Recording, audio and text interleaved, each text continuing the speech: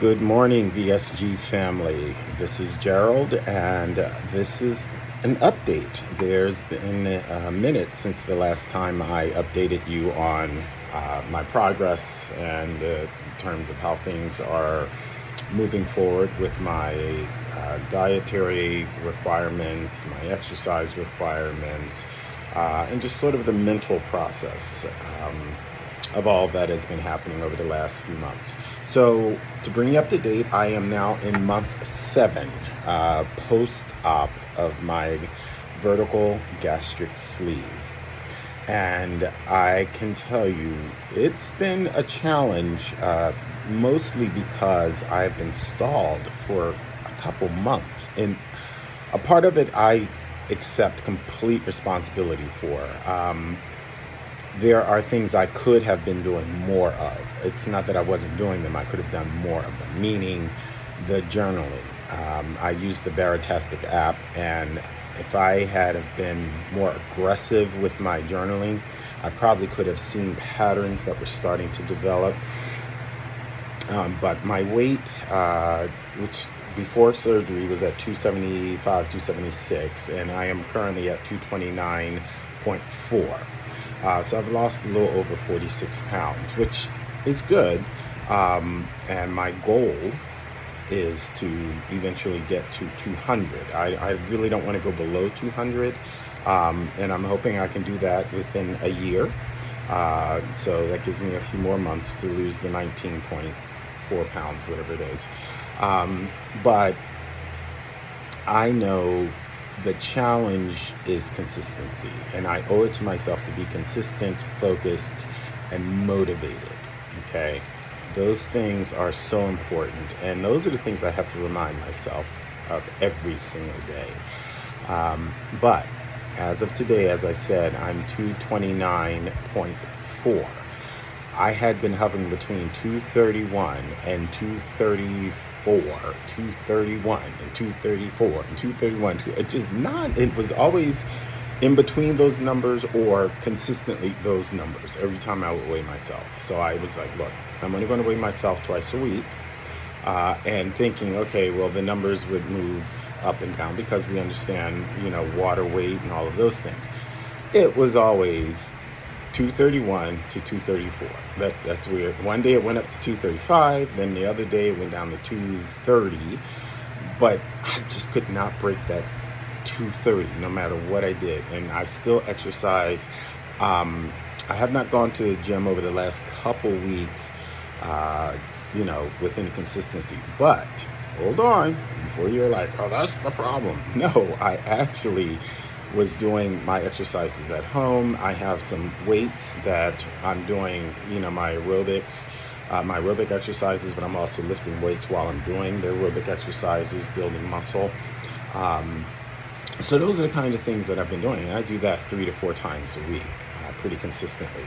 The one thing I will not do is lay my head down and go to bed without hitting a minimum of 10,000 steps a day.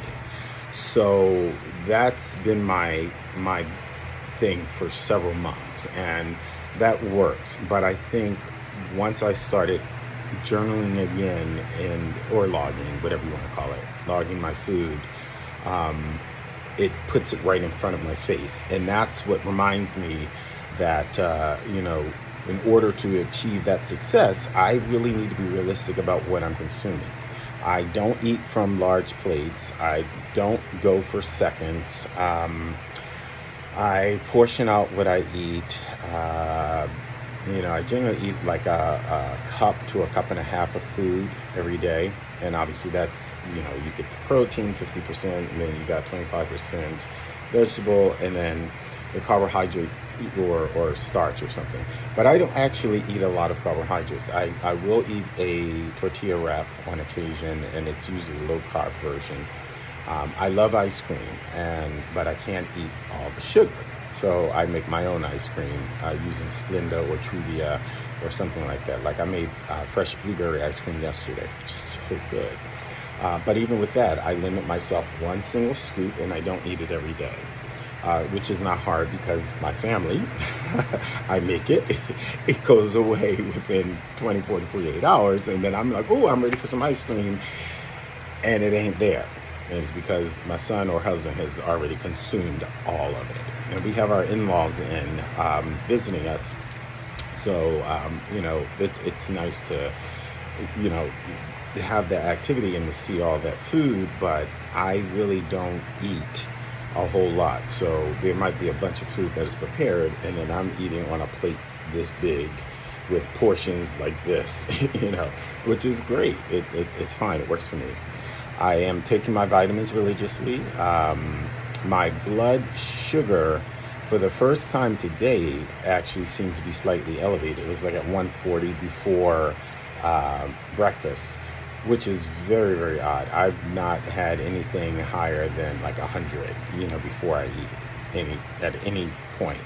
I think that's just an anomaly. I did not sleep really well last night. And I did drink a couple of my protein water drinks, just because I have them and I want to use them up because I spend a lot of money on them. And I think that might have been the thing, but they don't really have a lot of sugar. There's only like 2 grams of sugar and none added sugar. So I don't know. It's an anomaly. It's not happened before. And when I rechecked my blood sugar again today, it's back into normal range, or after breakfast is back into normal range for me. So I think that was just a momentary spike. Whatever. Blood pressure is doing well. Today was, I want to say like 120 over 77 or something like that, but it's been like at 114, 115 over like 69 or whatever. It's been optimal. I love when I use my blood pressure cuff, because I take my blood pressure every day, and it says to me, blood pressure optimal, or it's one of those things that make me very happy. And it has nothing to do with skill. It's about my health matrix, and for me, that's really exciting. So that's where I am now. As I said, I know it's been a minute since I've done a video, and I just wanted to do an update so anybody who is following my journey can see. This is me, all me. Yeah, it's nice to know that it's a lot less of me. So I should say too, before I forget, my husband and I had an argument. Now, my husband actually does not have weight issues at all. Heavy for him is like 190, or maybe he might get up to 195 when he's like really on the heavy side, but usually he's about 175, between 175 and 185. And it was so funny because I can wear his shirts. And I wore one of his shirts, and we had an argument. He was like, look, you got to stop wearing my clothes, because I can wear his clothes, some of his clothes. And then he has a pair of jeans that are like waist size 38. And if they're 38s, I can actually get them on. My waist size is more of a 40. 42 is comfortable, but it's a little bit on the loose side. 40s fit me perfectly. 38s I can wear and feel very proud, and they're not too tight. They're not showing too much in the other region. You know what I mean? So I'm wearing his pants and I'm wearing his shirts, and he's like, look, you got to stop wearing my clothes. And for me, it's awesome, because that's more important than what the number is on the scale for me, because it tells me I'm losing inches, I am losing weight, and my body is getting healthier, and I'm gaining muscle. So with the exercising, 3 to 4 times a week, the refusing to lay my head down unless I hit 10,000 steps minimum a day. Get Fit with Rick. I'm going to give a shout out to him. He's on YouTube. He does the same exercise. It's always the same thing. But the music is bumping, and he's good to look at and get you energized. So it's a lot of fun. And it's kept me motivated, and he has a large following. So that's been my thing, and it's low impact step exercises. So I do that, especially if I'm 1,000 steps off. Like I got 9,000 steps I've done, and I'm like, darn it, it's like 11:45. I got to get that 1,000 steps in. I'm not going to bed until I get that 1,000 steps in before midnight. So I am up and I'm doing my steps and I'm putting all my movements in, getting myself together, got my weights going in my head. I'm doing my kicks and everything that I need to do because I will not go to bed without hitting that minimum. That's good for my heart, it's good for my energy, and it's very good for weight loss. So there you have it.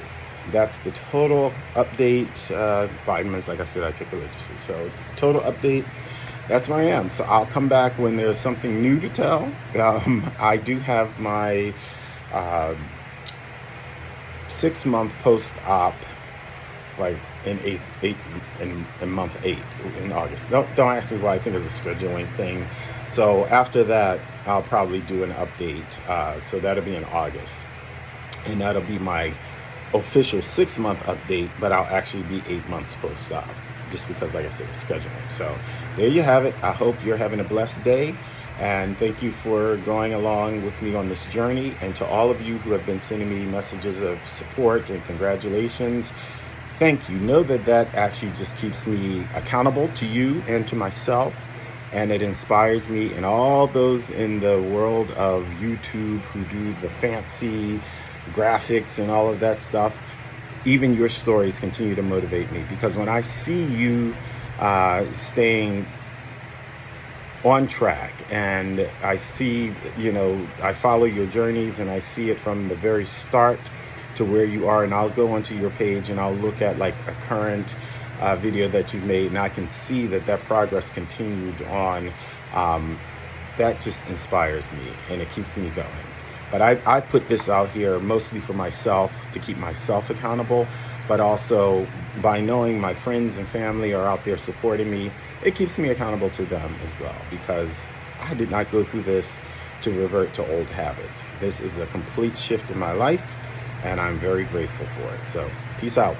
Love you all. Take care. Bye-bye.